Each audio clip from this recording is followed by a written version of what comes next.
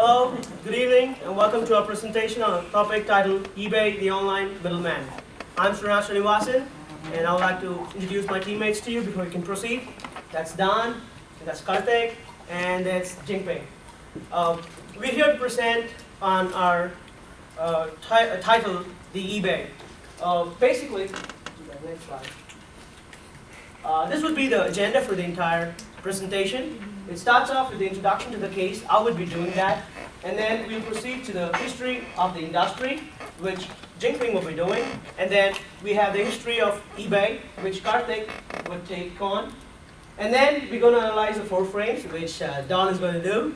And then coming back, we're going to see about what happened since the case. Because this case was written up in 2003, and 2 years have been passed, and we're going in the 3rd year, so we're going to talk about that.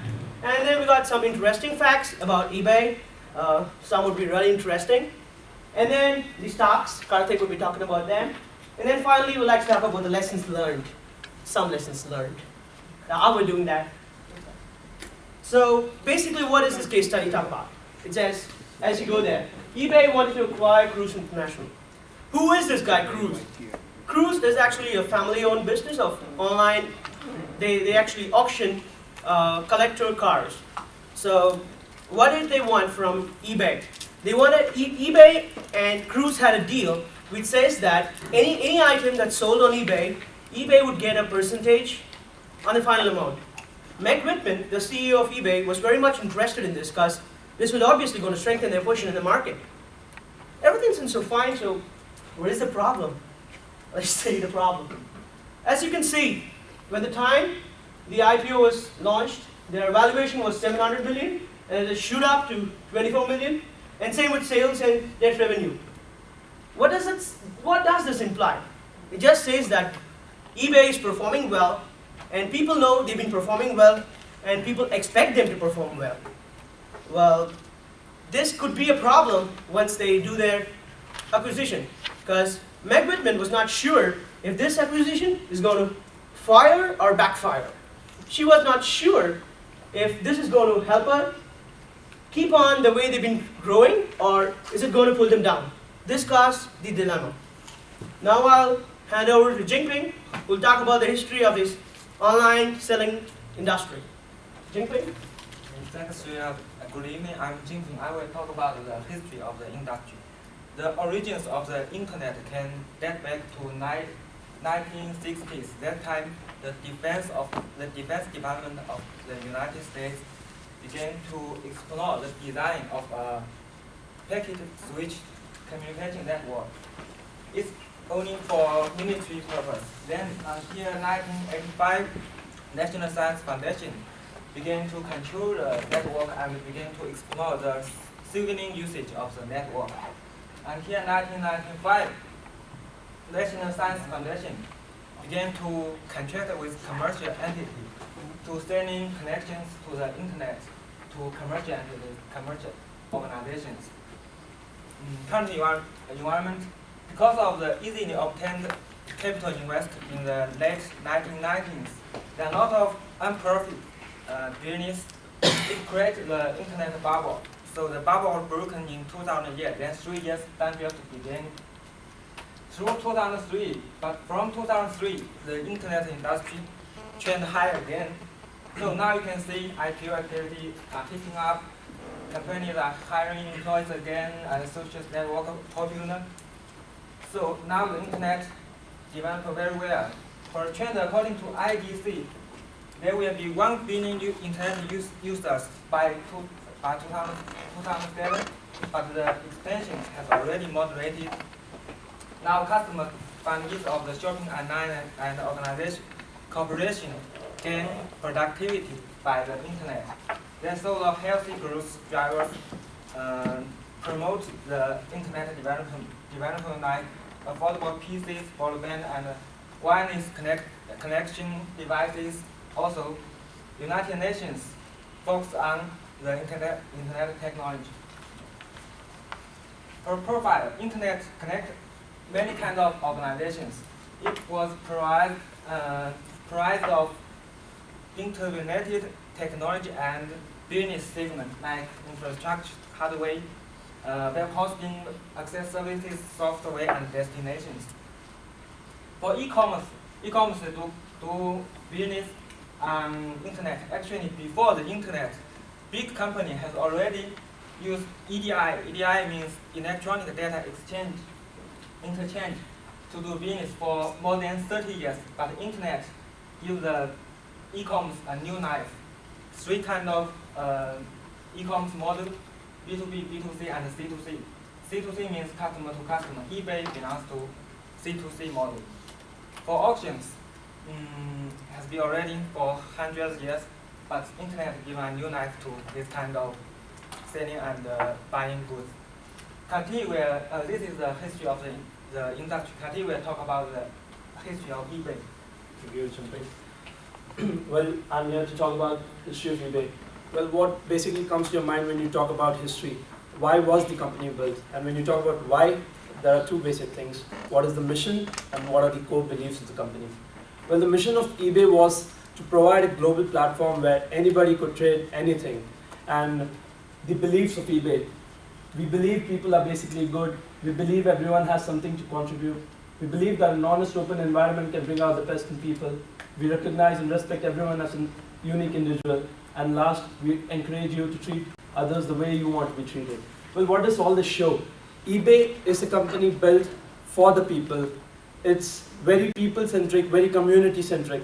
The Meg Whitman, the CEO of eBay, has always stated that we are in the business of building a community, and this stresses that point. The next slide, please. Well, this is the timeline of eBay's history.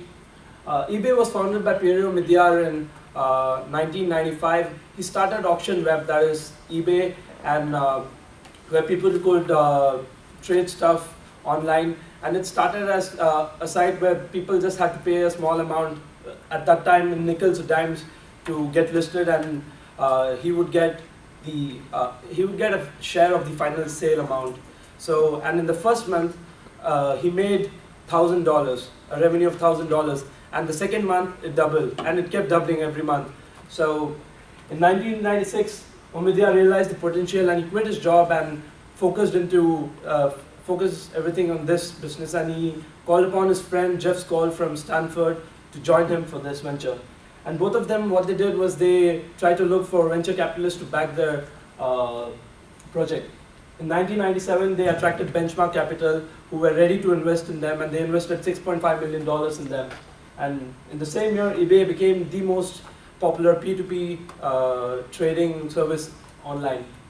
In 1998, Pierre and Jeff Skoll realized that the business was expanding enormously and they needed more managerial skills. So they brought in Meg Whitman, the executive from Holzbase. I'm sorry, I think I'm getting the pronunciation wrong, but got her in from there, and Omidyar stepped down as the CEO, and she took over the CEO's position. And what she did was, again, what I said, she stressed on building a community, and within few months, in September, eBay's share rose from $18 to $47, a testimony to the effect she was having on the company. In 1999, eBay partnered with AOL. They had an agreement where they would mutually help each other to grow. AOL would promote eBay as the best online auctioning site, and eBay would always mention AOL as the primary ISP, Internet Service Provider. And that is when 1999 is the year when the acquisition started. eBay acquired the payment service BillPoint and also the auction house Butterfield and Butterfield. Well, and these are the few competitors that eBay has: Auction Universe, OnSaleLink, First Auction, Amazon.com, Yahoo.com, Sotheby's.amazon.com, and so on. Now I'd like to call upon Donald to talk about the 4 frames and how eBay fits into those frames. Thank you, Kartik. Good evening, everybody. My name is Don. I'm going to be looking at eBay through 3 of the 4 frames. I'll be talking about the structural frame, and the human resource frame, and the political frame. We're going to begin with the structural frame. It's interesting to look at the evolution of eBay through Bowman and Deal's 6 structural imperatives. eBay grew rapidly at the beginning of 1998 when Meg Whitman became the new CEO. Right off the bat, she determined that eBay needed a new company vision, a unifying vision. And the vision became to become the world's largest internet person-to-person auction site. Now, this new vision required significant growth. From 1995, when the company began, to 1998, the company only grew from 1 employee to 35 employees. Well, from 1998 to the end of 1999, the company grew from 35 employees to 300 in-house employees and 300 off-site employees. Also, the nature of the workforce changed significantly. The 35 employees were engineers. And Whitman realized that eBay needed to strengthen its infrastructure, and so she hired a handful of experienced professionals to head new legal, marketing, and human resource business units. The core process at eBay auctions has not changed at all. However, new features are constantly added in response to user needs. This has necessitated a flat, flexible organizational structure, and Whitman also uses lateral coordination. She's constructed task forces that go out to conventions and trade shows, and they talk with the customers, and then they try to identify new emerging trends, and then those trends are put quickly onto eBay's website. Information technology clearly plays a strong role in eBay's success because its core process cannot happen without it. The environment. eBay has responded aggressively to shifts in the competitive landscape. When Yahoo.com and Amazon.com started to become a threat, this happened around 98 to 99, Whitman decided that eBay needed to grab new customers, and so they were going to enter new markets.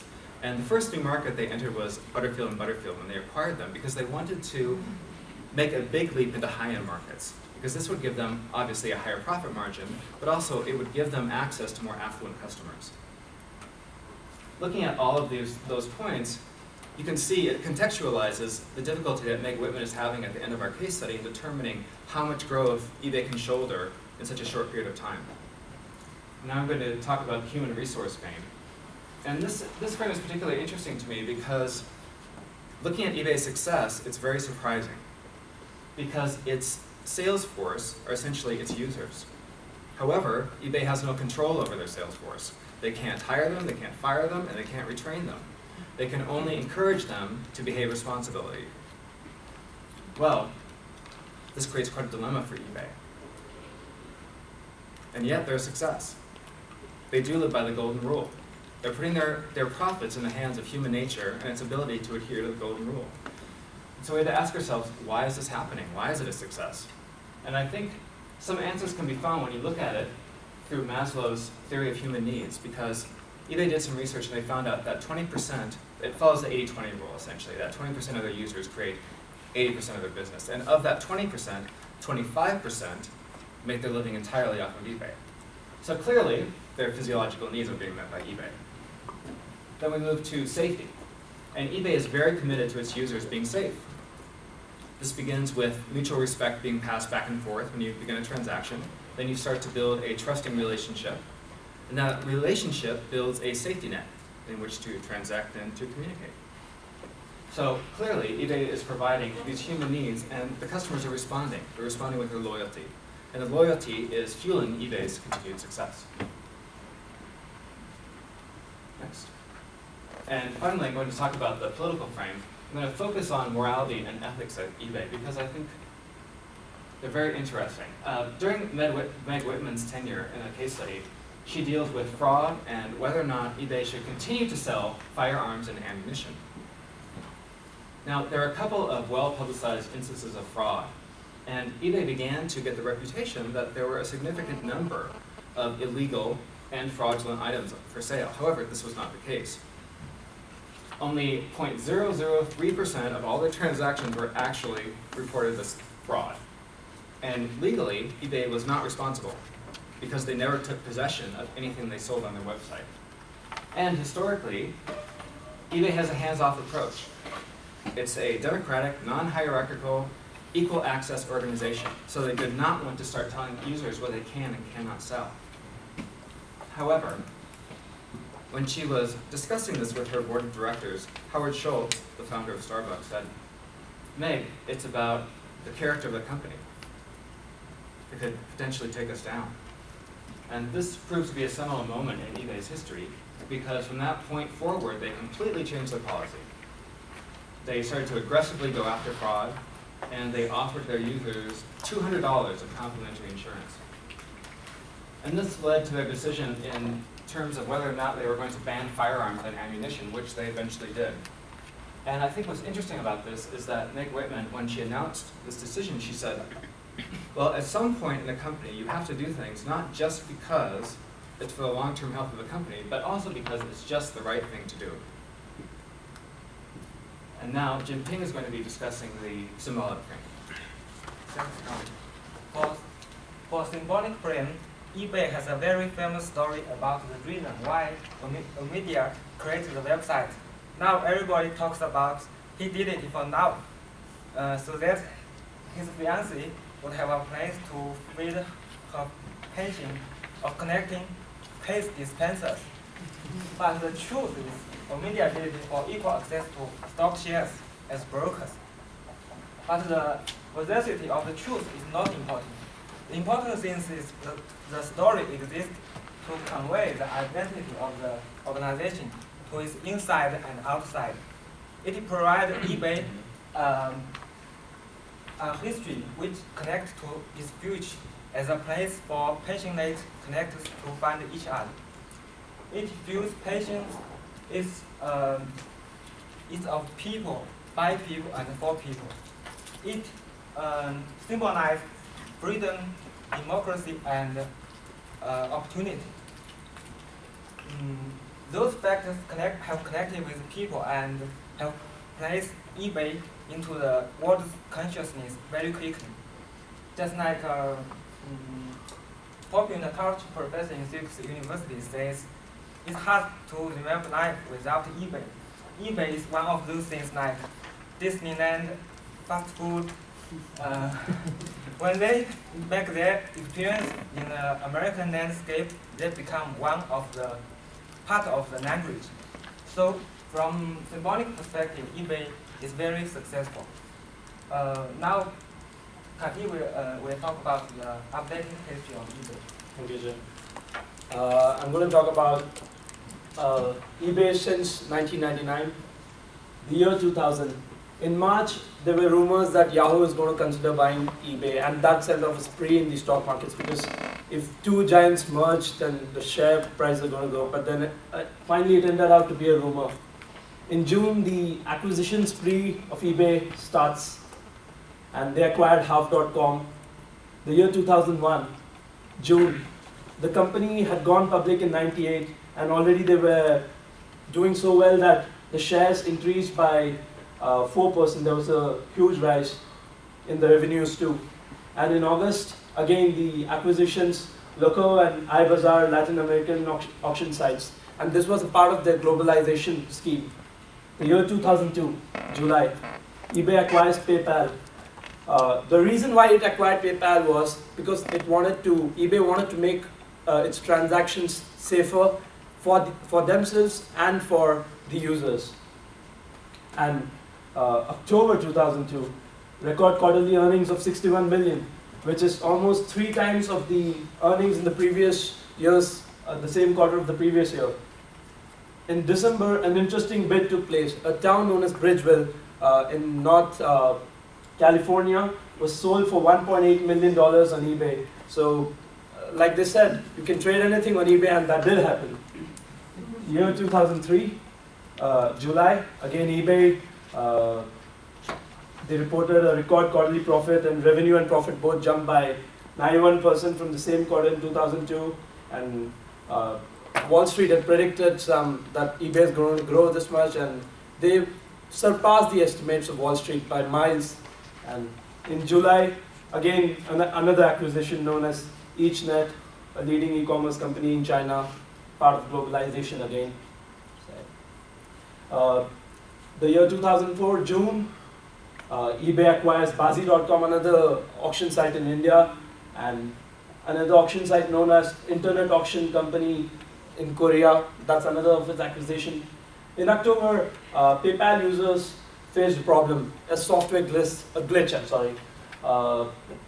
For some reason, they were not all of them were able to access PayPal, and they couldn't find out the problem for maybe a month or so, and that caused a lot of problem in transactions. They sorted it out later, of course. And then again, another acquisition, Mark Platz from Netherlands, So doing this, eBay was trying to get rid of competition and expand their horizon as such. The year 2005, January, stocks slide 11.9%. Wall Street had estimated, seeing the previous years, quite a big growth for eBay, but that didn't happen. It just slid. But though the shares and stocks fell, the revenue just kept increasing, and it hit $1 billion. In July, Ford Motors chairman and chief executive Will Ford Jr. joined the board of eBay. So that shows how influential eBay was. In June again, another acquisition, shopping.com. But in August, a very prominent acquisition took place, Skype, a voice over IP company, for $2.6 billion in stock and cash.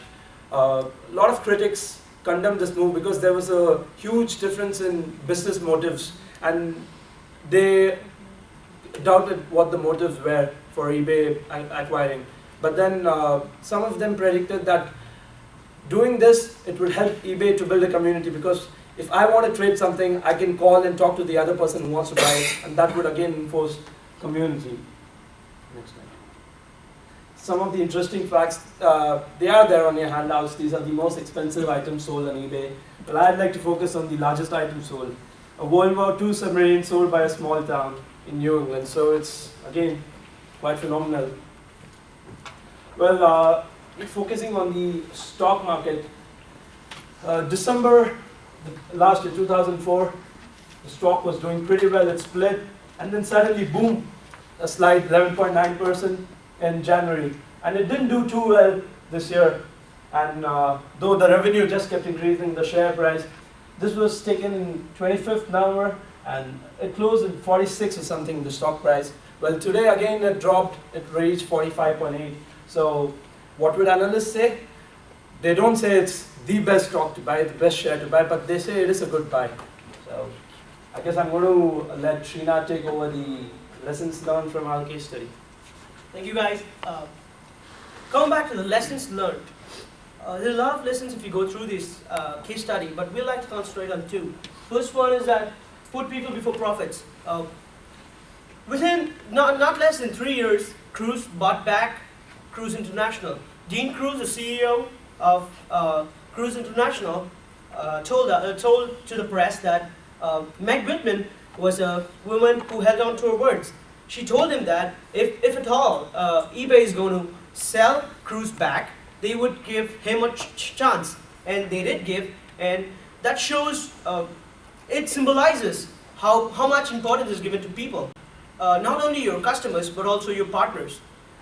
Cruise did not leave eBay. He was working with eBay he was still working for Cruise with eBay, and now he is the CEO. One more point could be like, there was a meeting.